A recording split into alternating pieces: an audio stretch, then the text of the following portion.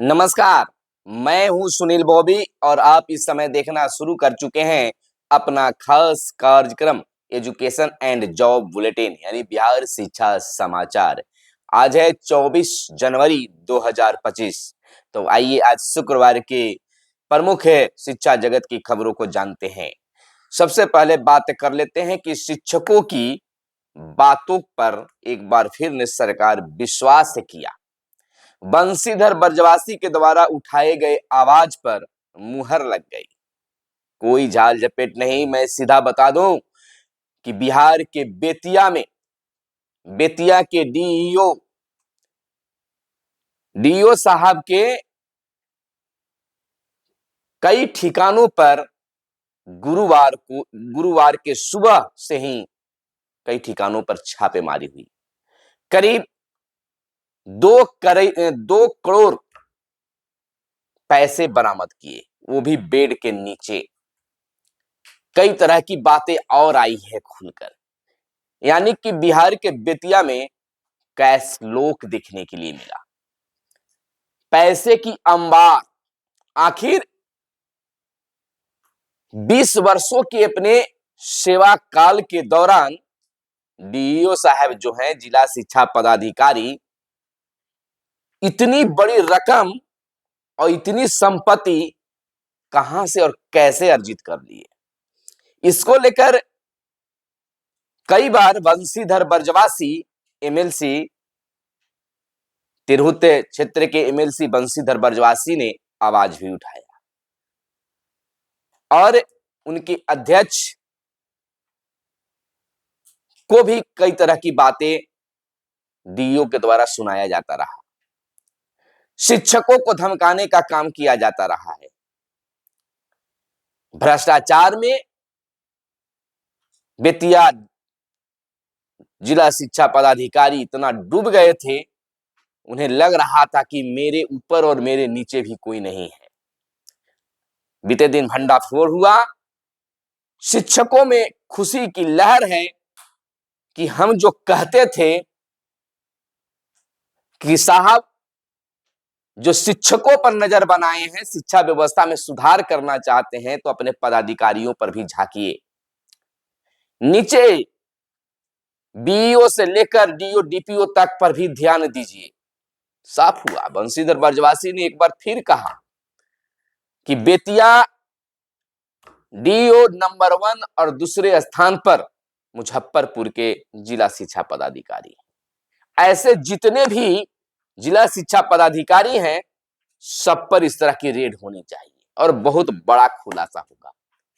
पदाधिकारी भ्रष्टाचार से बाहर आ जाएं तो निश्चित तौर पर शिक्षा व्यवस्था को सुधारने से कोई रोक नहीं सकता है। शिक्षकों ने बताया कि किसी भी काम के लिए एक शिक्षक को महीनों दौड़ना पड़ता है। बिना चढ़ावा के कार्य नहीं होता है। जब शिक्षक बोल रहे हैं तो सरकार को भी और विभाग के उच्चाधिकारियों को भी इसे नजरअंदाज नहीं करना चाहिए। बंशीधर बरजवासी शिक्षा विभाग को भी कहा था कि बेंच डेस्क और समरसेबुल में बड़ा घोटाला हुआ है, चारा घोटाला से भी बड़ा घोटाला हुआ है, लेकिन किसी ने सुना नहीं। अंत में सरकार ने स्टेप लिया और छापेमारी हुई इतना बड़ा। अब तो शिक्षकों की आवाज और बुलंद होगी और विभिन्न जिलों में जांच की मांग भी करने लगे हैं। होनी चाहिए। आखिर शिक्षक इतना परेशान होते हैं क्यों? इतनी बड़ी कैश लोक में सोते हैं डीईओ साहब। कैशों के अंबार पर उनकी बिस्तर लगती है, या तो तस्वीरें देखने पर भी मालूम चला। आपने अब तक तमाम चीजों को देख लिया होगा। खैर, इन तमाम चीजों के बीच गुरुवार का दिन शिक्षकों के लिए काफी बेहतर रहा। एक तरफ जो खाली शिक्षकों पर आरोप लगता था, पदाधिकारी आरोपित नहीं हुए बल्कि भंडाफोड़ हो गया। दूसरी खुशखबरी शिक्षकों को मिला, विशिष्ट शिक्षकों को कहिए, जो नियोजित शिक्षकों से विशिष्ट शिक्षक बने हैं और बनने वाले। उन्हें शिक्षा विभाग ने यह बता दिया कि आपको जो विशिष्ट शिक्षक बने हैं, बनेंगे, उनको पूर्ण वेतन संरक्षण का लाभ नियमावली के अनुसार शुरू से दे होगा, यानी शुरू से ही मिलेगा। यह बहुत बड़ी बात हो गई। विशिष्ट शिक्षकों को प्राण नंबर जनरेट करते हुए वेतन संरक्षण का लाभ देते हुए वेतन का निर्धारण किए जाने का भी आदेश जारी होने की खुशखबरी मिली। तीसरी बड़ी खुशखबरी मिली शिक्षकों को जो नियोजित शिक्षक हैं, सक्षमता परीक्षा नहीं दिए हैं, तो उनके लिए भी कि जल्द ही सक्षमता 3 का आयोजन होगा। बहुत लोग आस लगाए हैं, बहुत सारे शिक्षक फेल भी कर गए हैं और बहुत सारे अब तक नहीं भरे, वो भी आस में थे, तो उनकी भी यह बड़ी खुशखबरी है। और प्रधानाध्यापक और प्रधान शिक्षक जो बीपीएससी की परीक्षा पास करके अपने नियुक्ति पत्र के लिए इंतजार कर रहे हैं, स्कूल पोस्टिंग का इंतजार कर रहे हैं, तो शिक्षा मंत्री सुनील कुमार ने गोपालगंज के एक कार्यक्रम के दौरान कह दिया कि प्रधानाध्यापक और प्रधान शिक्षकों की काउंसलिंग खत्म हो गई है और उनकी पोस्टिंग स्कूलों में जल्द कर दिया जाएगा। मानिए तो 26 जनवरी को नियुक्ति पत्र दिया जा सकता है, या फिर 26 जनवरी के बाद उन्हें नियुक्ति पत्र देकर जनवरी महीने में ही उन्हें पोस्टेड कर दिया जाए, पोस्टिंग कर दिया जाए। बड़ी बात यह हो गई है कि अब उनकी भी बातें जो आवाज उठा रहे थे, लेकिन थोड़ी सी निराशा इस बात की है कि शिक्षा मंत्री कुछ और कहते हैं और एसीएस कुछ और कहते हैं। ट्रांसफर को लेकर गाड़ी कहां ठहरी है, कहां बढ़ी है, इस पर कुछ भी क्लियर नहीं हो पा रहा है। अलबत्ता शिक्षकों में बीते दिन एक बात की यह बात वायरल हुई कि अब ट्रांसफर नहीं होगा, स्थगित कर दिया गया है। अगर इस तरह की बातें हैं तो शिक्षकों के साथ में कैसा सरकार या विभाग मजाक कर रही है। साहब करना है तो कीजिए और नहीं तो शिक्षकों के जो भावनाएं हैं, भावनाओं के साथ मत खेलिए। चलिए, तो तमाम शिक्षकों के साथ भावनाओं से खेलने वाले यह जरूर जान ले कि शिक्षक हैं, उनकी मर्यादाओं को समझिए, भावनाओं को साथ मत खेलिए। और तमाम अपने शिक्षक साथियों, शिक्षक बहनों से मेरा आग्रह है कि चैनल पर अगर हमारी इस वीडियो को देख रहे हैं, हमारी बातें पसंद आती हो, आपको हम पर विश्वास है, तब ही हमारी चैनल को आप सब्सक्राइब कीजिए। हम हमेशा कहते थे कि सब्सक्राइब कीजिए, लेकिन अब तक बहुत शिक्षकों ने नहीं किया। लेकिन आज मैं आपसे यह कह रहा हूं कि हमारी बातों पर अगर विश्वास होता है कि वे जो बताते हैं सही बताते हैं, तो हमारे चैनल को सब्सक्राइब कीजिए, अन्यथा जैसे दिखते हैं वैसे देखिए। लेकिन अब तो उम्मीद हो गया होगा, अगर नए शिक्षक बीपीएससी से बहाल शिक्षक भी है तो उन्हें भी अब साल से ज्यादा हो गया है, वह भी हमारी कई वीडियो देखे होंगे, उन्हें भी विश्वास हुआ होगा। नियोजित शिक्षकों की तो बात ही नहीं करिए, वो तो 10 सालों से हमारी वीडियो को देखते आ रहे हैं, उनको हम पर विश्वास पूर्णता है। कुछ शिक्षक हो जिन्हें कभी मैं खुश नहीं कर सकता हूं, विश्वास में नहीं ले सकता हूं, क्योंकि कुछ हमारे शिक्षक ऐसे भी हैं जो हमारी बातों को सीधा उलट कर कहते हैं, केवल टाइम पास भी बताते हैं। खैर, उससे लेना देना नहीं। बहुत सारे हमारे शुभचिंतक हैं, हमारे चाहने वाले हैं, इस चैनल को प्यार और दुलार देने वाले हैं, जिनके लिए मैं वीडियो बनाता हूं। जिन्हें पसंद नहीं है वे हमारे चैनल को छोड़कर जा सकते हैं, लेकिन हमारे पास में शिक्षकों की बड़ी संख्या है जो हमसे जुड़े रहते हैं, फोन पर बातें करते रहते हैं, हमारे वीडियो को प्यार दुलार देते हैं। चैनल को भी सब्सक्राइब करके रखें, तो उनके लिए तो मैं बनाऊंगा ही। अगर हमारी बातों पर आपका विश्वास नहीं है तो ये हम जो विश्वास नहीं होता तो उसमें कभी विश्वास दिलाया ही नहीं जा सकता है। जहां आपको बेहतर लगे वहां जाइए। खैर, खबरों की सिलसिला शुरू करते हैं। 97,000 शिक्षकों का प्रशिक्षण प्रमाण पत्र पोर्टल पर अपलोड नहीं। इस शिक्षा कोष पोर्टल पर आपको बता दें कि बिहार के 97,000 शिक्षकों का प्रशिक्षण प्रमाण पत्र इस शिक्षा कोष पोर्टल पर अपलोड नहीं है। पोर्टल के अनुसार इन शिक्षकों ने इस वित्तीय वर्ष 2024-25 में एक बार भी सेवाकालीन प्रशिक्षण प्राप्त नहीं किया है। इस वर्ष एक बार फिर प्रशिक्षण के लिए किसी संस्थान से टैग नहीं किया गया है।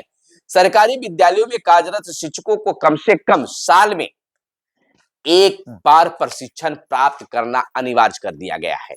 बता दें कि राज्य भर में कुल 5.5 लाख से अधिक शिक्षक हैं। डीओ और शिक्षकों पर होगी कार्रवाई। अगर इन शिक्षकों का प्रमाण पत्र मार्च तक अपलोड नहीं किया गया तो जिला शिक्षा पदाधिकारी यानी डीईओ और शिक्षकों पर कार्रवाई की जाएगी। साथ ही शिक्षक वेतन वृद्धि से के लाभ से भी वंचित हो सकते हैं। इस बाबत डीईओ को निर्देश दिया गया है कि कहा गया कि इस शिक्षा कोष पोर्टल पर प्रोफाइल अपडेट कराना सुनिश्चित करें ताकि जिन शिक्षकों ने प्रशिक्षण प्राप्त कर लिया है उनका नाम यानी कि कर लिया है तो उनका नाम हट जाए। यह डीईओ साहब को सुनिश्चित कराना होगा, शिक्षकों को बताना होगा। सभी जिला शिक्षा पदाधिकारियों को भेजी गई है सूची। शिक्षा विभाग के अनुसार हर जिले में ऐसे शिक्षक चिन्हित किए गए हैं। विभाग ने इसकी सूची सभी जिला शिक्षा पदाधिकारी को भी भेज दी है। डीईओ अपने अपने जिला अंतर्गत संस्थानों में इस सूची को भेजेंगे और बताएंगे कि आपका लोड नहीं है।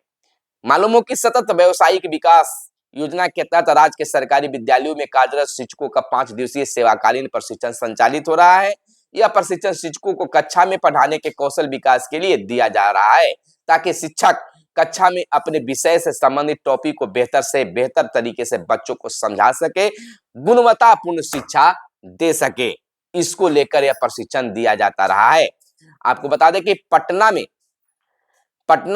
1819 शिक्षकों का प्रमाण पत्र पोर्टल पर अपलोड नहीं है। इसी तरह से विभिन्न जिलों की भी रिकॉर्ड सामने आई है। इधर स्कूल कर्मी पैसे वसूले तो कॉल करें। शिक्षा विभाग ने जारी किया टोल फ्री नंबर 14417 और 1800345417। अपर मुख्य सचिव ने जारी किया है व्हाट्सएप नंबर भी। तो आपको बता दें कि बिहार के सरकारी स्कूलों के शिक्षक एवं विद्यार्थियों से उनके विभिन्न कार्यों के लिए शिक्षा विभाग का कोई भी कर्मचारी या पदाधिकारी राशि वसूलता है तो इसकी सूचना विभागीय टोल फ्री नंबर पर दर्ज कराई जा सकती है।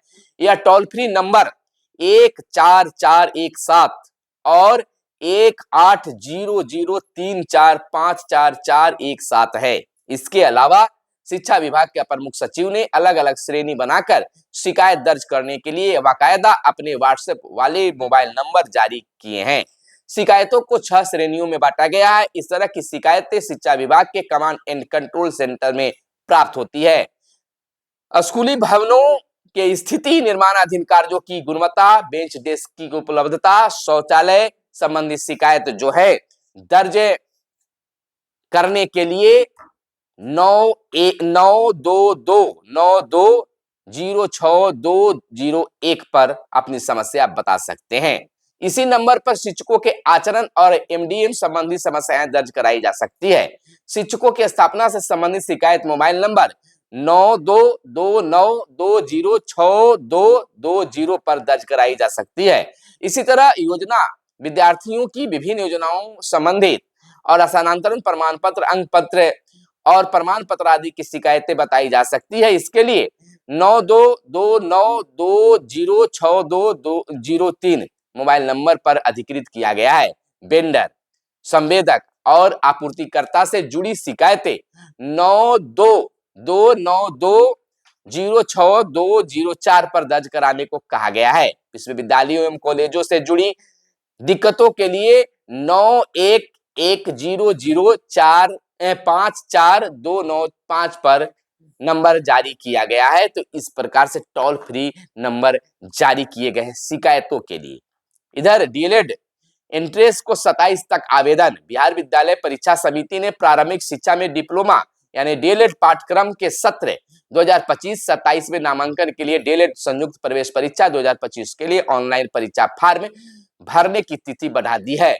अब स्टूडेंट 27 जनवरी तक परीक्षा फॉर्म भर सकते हैं, वही शुल्क 28 जनवरी तक जमा कर सकते हैं। इससे पहले आवेदन की अंतिम तिथि 22 जनवरी थी।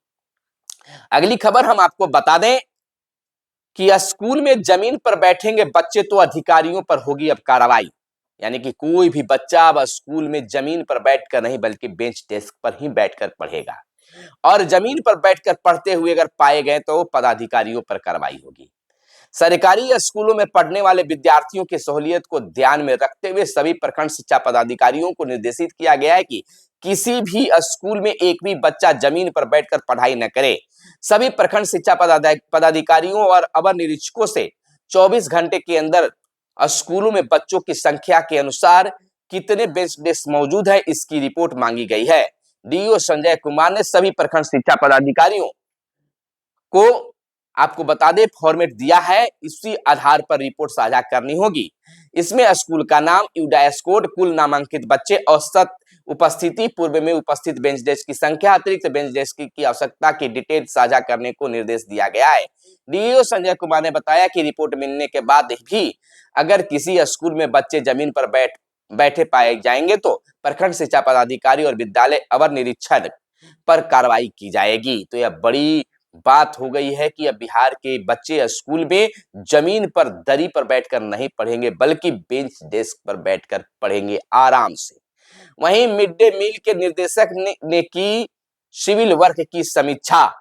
पीएम पोषण योजना के तहत संचालित मिड डे मील के निदेशक विनायक मिश्र बीते बुधवार को मोतिहारी में थे। उन्होंने सर्व शिक्षा अभियान के तहत जिले के विभिन्न विद्यालयों में संचालित सिविल वर्क की समीक्षा की। इस दौरान डीईओ संजीव कुमार, डीपीओ मध्याह्न भोजन प्रहलाद प्रसाद गुप्ता समेत विभाग के अभियंता, कनीय अभियंता समेत संबंधित कर्मचारी मौजूद थे और इसमें काफी बड़ी चीजों को देखा गया, समझा गया और हिदायत भी की गई।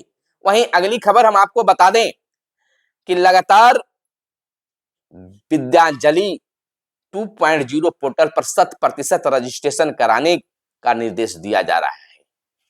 अभी बहुत सारे जिले जो हैं पीछे हैं, प्रखंड पीछे हैं, स्कूलों में कार्य भी पूरा नहीं हो पाया। इसको लेकर एक बार फिर से निर्देश जारी किया गया है। वहीं आगे की खबर हम आपको बता दें कि शिक्षकों ने कार्यालय का किया घेराव। नवादा में पकरी बरावा प्रखंड के एक इंटर स्कूल में 9वीं की छात्रा के साथ वहां के हेडमास्टर द्वारा सोमवार को 20 जनवरी को छेड़खानी का मामला सामने आने के बाद वहां के शिक्षक सामने हैं। शिक्षकों ने ग्रामीणों पर दुर्व्यवहार और बंधक बनाने का आरोप लगाया। शिक्षक किसी तरह बचकर वहां से पकरी बरावा पहुंचे। इसके बाद स्कूल के सभी शिक्षक और शिक्षिकाएं डीईओ कार्यालय पहुंचकर कार्यालय का घेराव किया और डीईओ से अपनी बात कही। स्कूल के शिक्षक आलोक कुमार, मिथिलेश कुमार, सत्यम, प्रिया कुमारी, संतु कुमार शर्मा, मनोरमा देवी, गुप्तचरण मेहता, आशुतोष कुमार शर्मा, पिंकम कुमारी आदि ने डीईओ कार्यालय में पहुंचकर डीईओ से अपनी बात कही। शिक्षकों ने डीईओ को सौंपे गए आवेदन में कहा है कि स्कूल के प्रधानाध्यापक द्वारा छात्रा के साथ छेड़खानी किए जाने के बाद जब वे लोग मंगलवार 21 जनवरी को स्कूल पढ़ाने के लिए पहुंचे तो वहां के ग्रामीणों ने उनके साथ दुर्व्यवहार किया। इसके साथ ही सभी शिक्षकों को एक कमरे में बंधक बना लिया गया।